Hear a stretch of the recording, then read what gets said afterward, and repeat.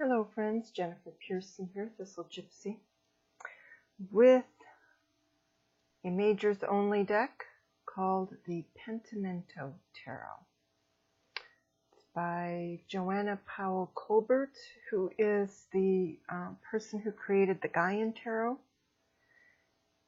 And since this is a majors only, I take it that is what makes this a non-mass-producible or unlikely to be mass-produced deck. And I actually got it in a trade. I had no idea it existed, actually. And, you know, I can be easy with trades. but I'm happy that I got it. And I say that I'm easy in trades, meaning that unless it's something I just flat out have no interest in,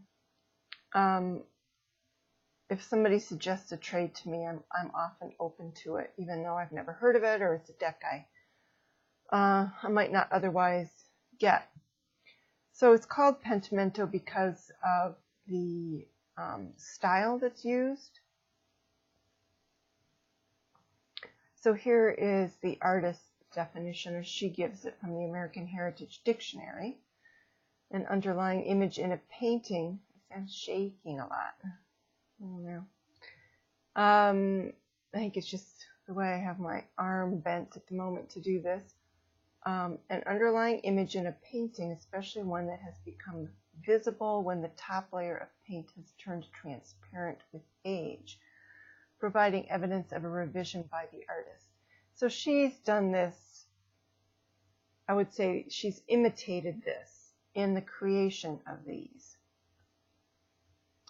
So there it says, in the Pentimento Tarot, we see layers of tarot lineage, partially obscured by time and beeswax, showing through the visions of the present. So, yeah, so it ends up being a tarot collage deck in the sense that it is a collage of tarot history. So I think that's very cool. It's my second majors only deck. I have a majors only deck that is, it's called the Lover's Tarot, but it's not, the book is that comes with the Lover's Tarot is oriented toward love readings, but the imagery of it isn't limiting in that respect at all. So this is her guidebook, which is fairly brief. It was signed. The gal who gave this, well, she didn't give it to me, but traded for this with me, so that she bought it directly from the artist at an event of some kind. It says here, copyright 2016. She talks a little bit more about the artistic technique, the use of encaustic. Oh, and she did use gold leaf. Okay. There are some gold elements, usually like a seal of sorts. It's her the pentacle. I haven't read this yet. I wanted to share. I think it's wonderful, but this is what she has on each. She has questions, themes. She has a quote. So I think this will be a fun short book to read to see how she is perceiving of these. So where does she give credit? Some of these decks, or some of these cards, have people known in history. And I thought she would have them. In the decks, it says the collage, the decks featured in the collages are the Visconti Sforza, recognizable to me, the Dodo, the Rider-Waite-Smith, and then she said vintage photographs. Oh, vintage photographs. That's just part of the collage. So the three decks are the RWS, the Dodo, Marseille, and then the Visconti Sforza. I thought there might have been another one, but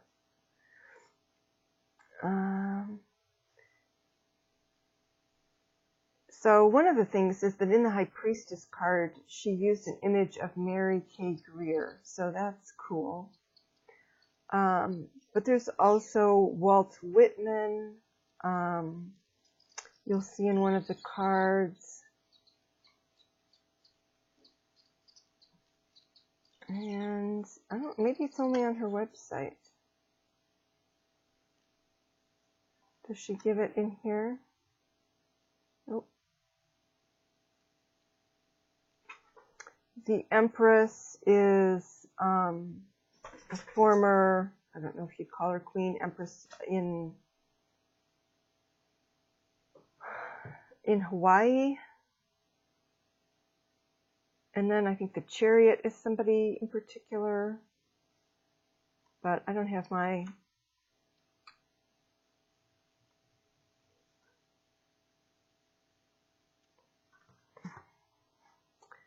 I wish she had it. I'll have to jot it in here. I don't have my web browser up right now, so I don't care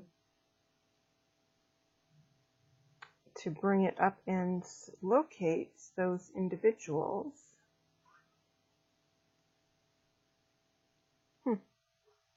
But she doesn't seem to have them right in the front here. Ah, yes, here she has a couple of them. Well,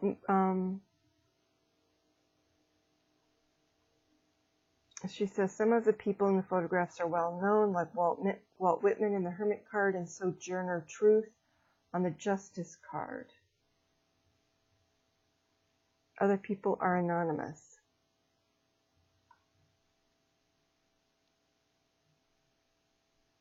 Okay. On her website, she names a couple of others. I think it's the Hierophant, and I think there's another one. But I'm going to show these. I'm not going to talk over much about them, but they are pretty darn evocative. So you can see the images here of the past, and then up there's the Visconti Sforza. And I really like that. I mean, this looks like a young soldier, and isn't that really one of the history's primary ways of being the young fool going off to war or something of that nature. The Magician. So again, we've got the Visconti Sforza, the Marseille, the Rider-Waite-Smith. I would say the only thing that I end up not liking, and I'm assuming that's the gold leaf up there, an example of the gold leaf, is that how stark white this is. And this is not a painting technique that I object to, but it ends up being so bright against this that it's distracting. I don't mind these strokes here, and sometimes there's a stroke here. But the splatter, and if it was splatter in a slightly less bright tone, that would have worked better for me. But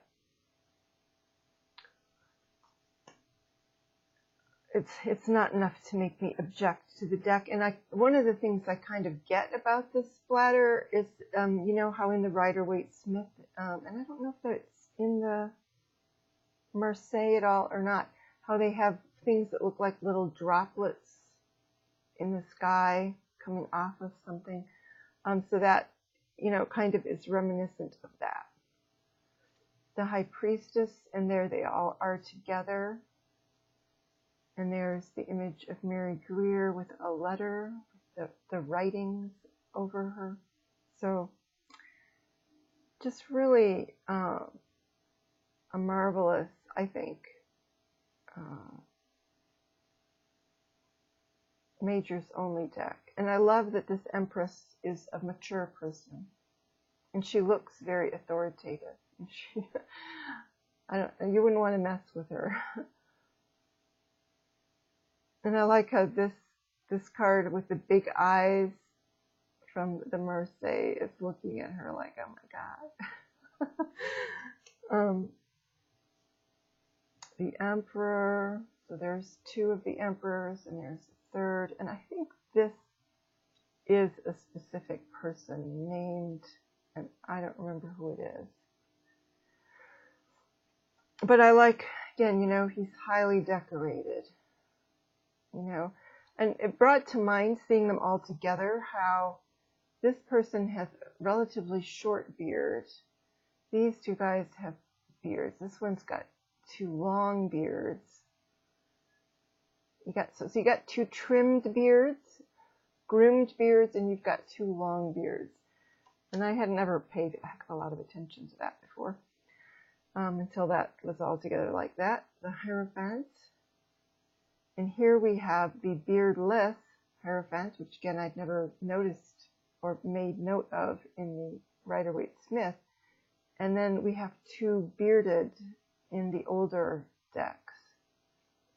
And I think this is one of the people that was named on her website as being a specific person in history. In the Lovers, this is Frida Kahlo here, and then an anonymous person. And it's curious to me that she chose to have two women.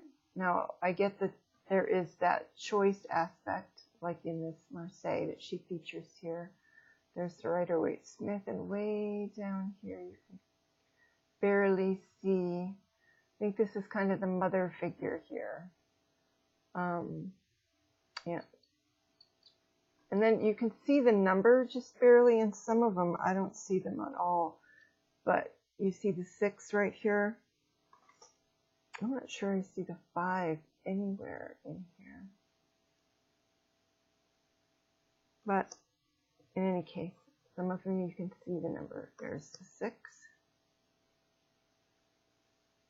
The Chariot. And one of the neat things about including the Sforza is this is a woman in this one, as opposed to the others that are men. And I think this might have also been somebody that she specifically named. And I do like that he is in a car. Caro. There's Sojourner Truth in the Justice cards. And there, so there does, the known people are not entirely U.S., but I don't know. At times it felt North American a little bit, but really she's done a great job of diversity. You've got the Hawaiian queen or empress. I'm not even sure, Mary K. Greer, what her nationality is. She's got Native American. This fellow strikes me as maybe European. I think this person is European. This person could be anybody. Indian, I'm assuming. I'm again assuming European there. So she does have a fair variety. And does she have, and of course there's many images where you have no idea where they come from. But there's another, maybe South American, North American, Central American figure.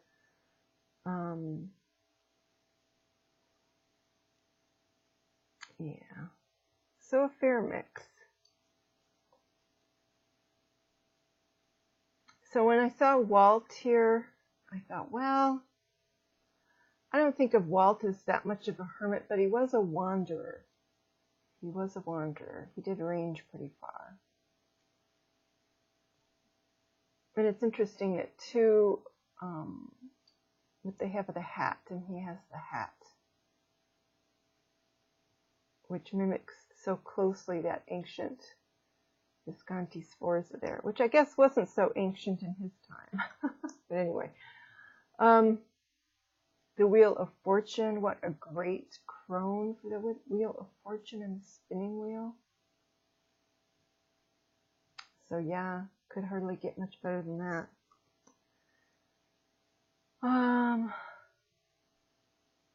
This image, though, I don't think it's her, was reminding me of the singer Buffy St. Marie, but I don't think it's her at all. But that necklace is reminiscent, I think, of something she used to wear. And if people don't know who that is, she's a Canadian rock / folk / her own thing singer.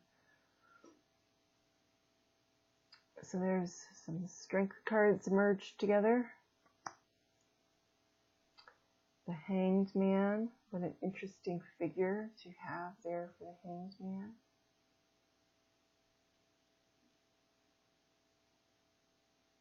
Looks like a monk.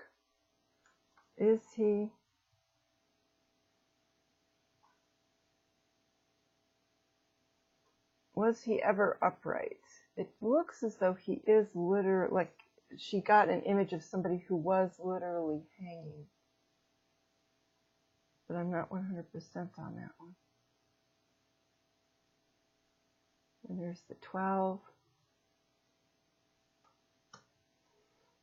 The Death card. I'm not sure that she actually looks dead, I should say. But that's okay too. She could be in the chrysalis kind of a thing. The sleep, the death of sleep.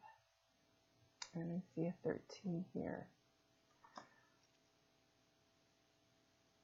Temperance. And I like that although she isn't pouring something, she does have a cup in that hand and a pitcher up at the top. And I like that she is useful here. Do we have any other? We have the baby, the toddler in the sun cards, but I'm wondering if we have, well, she's relatively young, in her 20s it looks like. Otherwise, this is kind of an older deck. She's 20s or 30s, and it looks like Frida is quite young there. So yeah, nice age ranges too, of course, the Fool. Okay, so Death is curious, or excuse me, Devil. The Devil is curious. He does have some form of smoke hanging out of his mouth. And so there is that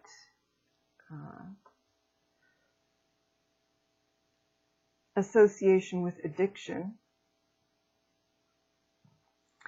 And it's interesting too that he looks like he would be, you know, although he's got that, looks like he's got white painted on his face. He does look like he would be a handsome person, except for the scowl. So I feel like there is sort of the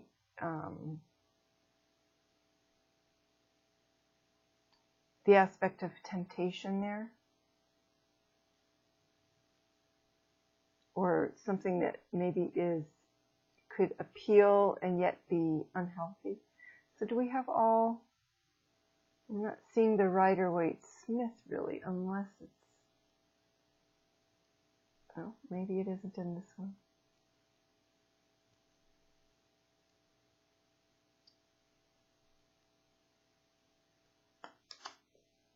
The Tower, so I said I wasn't going to take time, right? And here I am going slow as molasses through these cards. The Tower, what a great expression for the Tower card.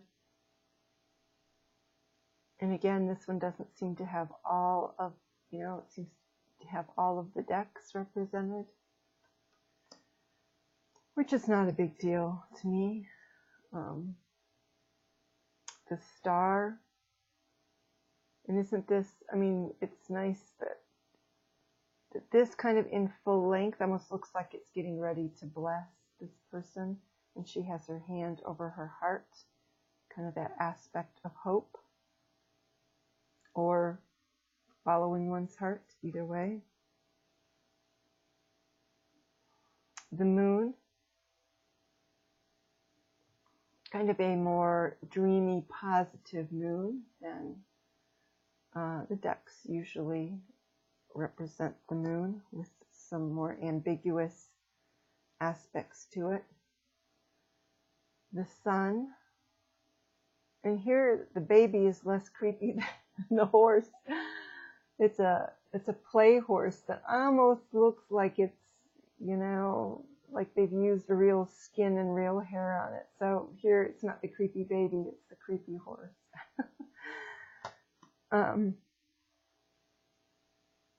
And Judgment. Definitely emphasizing the horn aspect here. I think this is the only one where a person, it isn't a person. You know, it looks to be a statue, not a person. And what a beautiful world card. I assume, I mean, this could be Central or South American, but it could easily be actual Spain, which is kind of what I'm thinking. It probably is.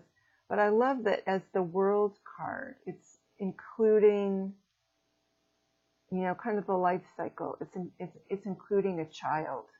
And she's even looking down at the child. It's like, I have completed and you are beginning. And the whole imitation there of the cycle. So there it is. The majors only Pentimento. Yeah, Pentimento Tarot. So how will I use it? I have no idea. I might just use it. I mean, I might just keep it for, it's pretty darn stiff. And it's too big for me to really, I could maybe do it, but I don't want to risk damaging it by doing that. So, so yeah, just as that historical conglomeration that most, if not 100% of the cards actually depict, I think is just, you know, it's worth having just for that. So it does an overhand, you know, a top vertical, I don't know what you want to call it, type shuffle quite easily.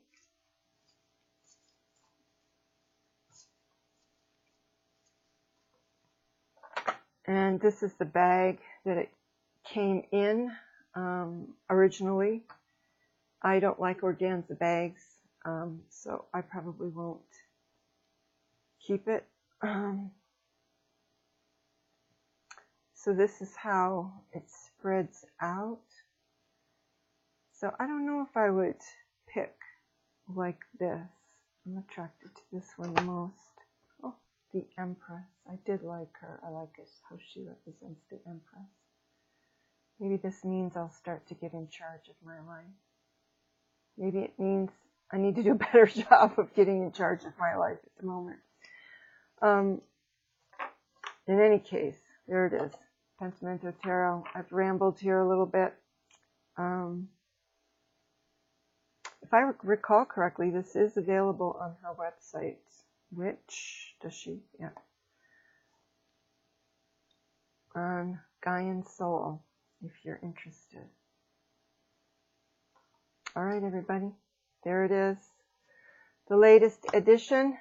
And unless somebody bites on my Golden Visconti Sforza or my Tarot de St. Croix in the trade, it could be a while before I have another